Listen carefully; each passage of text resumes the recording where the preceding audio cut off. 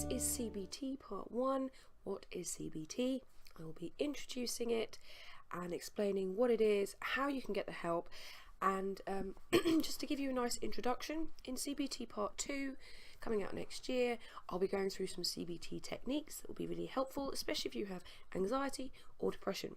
I just want to say that CBT is a really important therapy. It can be done in a group form. It can be done as a one-to-one. I personally think it should be taught in schools. I think these are life skills that we will be learning, and especially in today's kind of fast-paced culture, stress, deadlines, exams, tests, all of that kind of stuff. It's really good to work out how our thoughts, feelings and behaviours work together to create this sort of cycle called Cognitive Behavioural Therapy, and that's what CBT stands for, Cognitive Behavioural Therapy. So I'm going to introduce it. Excuse me looking down, but as always I'm going to be reading some bits of information. I'm going to try and look up as much as I can to engage with you a bit more, and today's information is taken from it's taken from mind.org. Information is in the description below.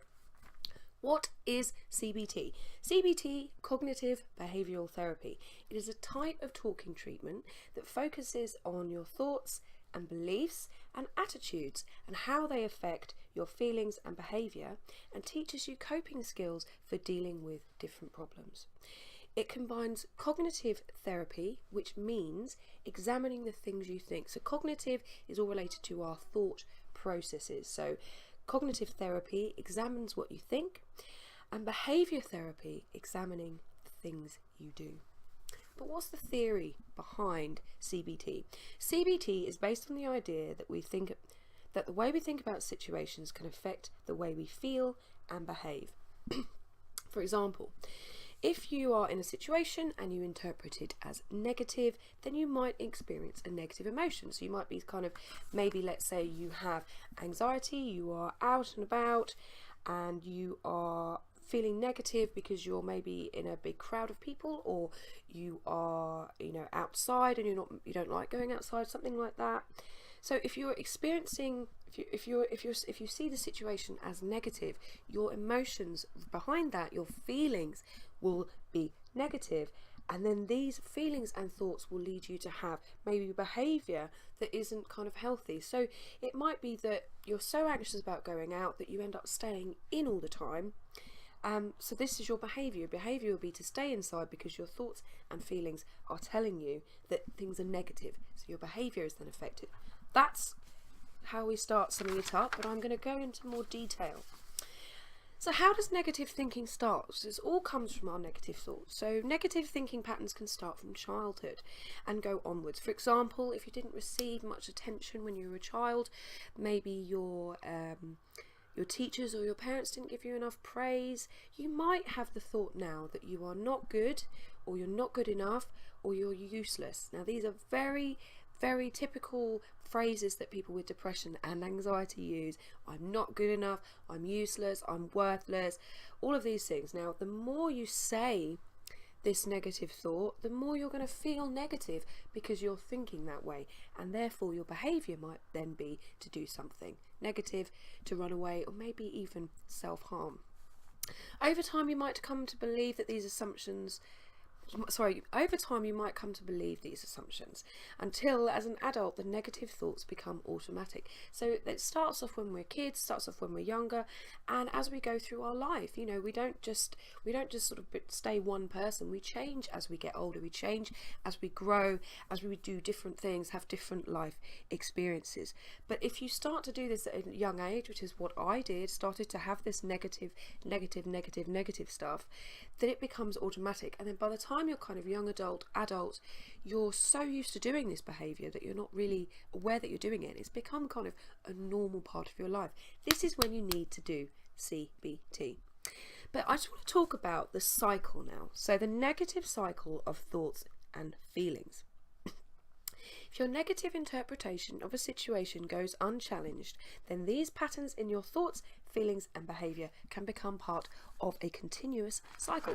Now I've got some little handouts here which I made myself, but I do have if you go on the Mind website with the link below, you'll see these and you can print one out yourself, but I did some really colouring in for you. So this is the kind of cycle, how our thoughts, feelings and behaviours all intertwine. So for example, you might be feeling anxious. So if you have anxiety, you're feeling anxious. Maybe you're going somewhere and you're feeling anxious. Your thoughts then might be, oh, I'm feeling anxious, therefore, oh, I won't be able to do this. I'll probably have a panic attack. Oh, there's something wrong with me. Everyone's looking at me. Now this then make your behaviour be, well, I've got to get away from the situation and I will avoid it at all costs in the future, meaning you're not going to go out, which then may make you then feel more anxious, and the cycle continues. Same with your behaviour. If you're having a behaviour that is to avoid, to run away, your thoughts then might be, well, there's no point doing anything because I'm just going to run away anyway, so what's the point? And then your feelings will then be affected. Same if you have depression, and this is not just with depression and anxiety. CBT, like I said, helps a lot of people with mental illness, a lot of mental illnesses. But again, you can see here how the thoughts, feelings and behaviour affect each other. So let's start here. So we've started with feelings, now we've started with behaviours. Let's try thoughts. So thoughts, I've let everyone down, they'll be angry with me, I'm not a good friend. Now these are a lot of the thoughts that I have when I'm going through a depressed state, when I'm feeling more low, a lot of negative things about how I am with other people and that I'm not good enough for other people. So then this behaviour may make me withdraw, and then that might then make me feel even more depressed, making it even harder for me to process happy thoughts. So I'll keep going round and round in this circle. And behaviour doesn't necessarily mean like avoiding. It could be reaching for drugs and alcohol, it could be reaching for self-harm, it could be any kind of behaviour that's damaging, or it could just be you kind of sitting there feeling rubbish with yourself, you know, maybe having dissociation or a dysphoria or something like that. So yeah, it can be a really, really rubbish place to be when you are continuously stuck in this cycle of how your thoughts, feelings and behaviours affect one another. So how does CBT work? Let's tie all of this together. How does it work? Well, in CBT, you work with a therapist to identify and challenge any negative thinking patterns and behaviour which is maybe causing you difficulties, and enable you to change your behaviour in the future. So, for example, you may have negative thoughts that have come up throughout your life. You may have had bullying at school, then you may have had challenges with relationships, friendships, and over time you've collected all of these negative thoughts and negative feelings. So your therapist may ask you to focus on what's going on in your life right now when you do your CBT, or they may say, hey, what happened in the past? What past feelings or thoughts are you carrying with you?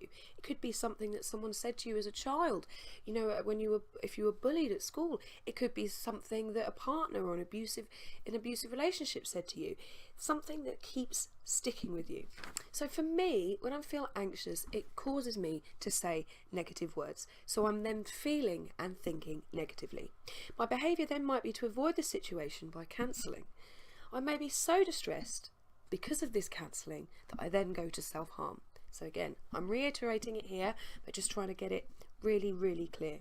By challenging the negative thoughts and feelings, we are able to change our behaviours to something more positive. So instead of running away, I may try a breathing technique to calm me down. So I may be used to, excuse me grabbing this, so if I'm feeling anxious, my behaviour usually is to avoid, to run away, to get as far away from that stress as possible.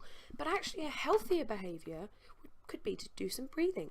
So you might be kind of thinking, right, okay, I've got to go out, got to go to this thing, I'm really anxious about it, and you're having all the thoughts, I can't do this, what's wrong with me? And your behaviour is to run away. But what you could do is say, okay, I'm a bit anxious, I can feel my heart rate's going, maybe you feel like a bit panicky, panic attack kind of thing. You could just say there and say, right, I'm going to do some breathing, and I'm going to get myself calm, relaxed, and then change the negative thoughts to positive thoughts. So do some breathing. So instead of saying I can't do this, say I can do this. What's wrong with me? There's nothing wrong with me. I have a bit of anxieties which makes me feel anxious. Everyone's looking at me. That's just another example, but what I'm saying is if you're challenging this, you can change your behaviour, and then this will then have a knock-on effect on the way your thoughts and feelings. So try breathing as instead of avoidance, for example. So I just want to hold these up one more time and say, yes, so this is the cycle of CBT. This is how our thoughts, feelings and behaviours all intertwine. If you have experienced any CBT course, have you done any therapy CBT, have you done any online CBT, have you got a fantastic place, a good resource for CBT that you could share with everyone in the community, that would be great. Whatever you want to tell me about CBT, about cognitive behavioural therapy, your experience, or is this brand new information? Whatever you want to tell me, please put it in the space below, and perhaps maybe draw one of these out yourself, and then you can visualise it yourself and see how you're feeling. Your thoughts can affect your behaviour, and your behaviour can affect your thoughts and your feelings, and over and over again. So yeah, check out everything in the description below. Please comment, please share with me your experience of CBT. It's always great to hear from you. Don't know what that weird noise is outside. Please like and subscribe if you haven't already, and I'll see you next time. Take care, guys. Bye now.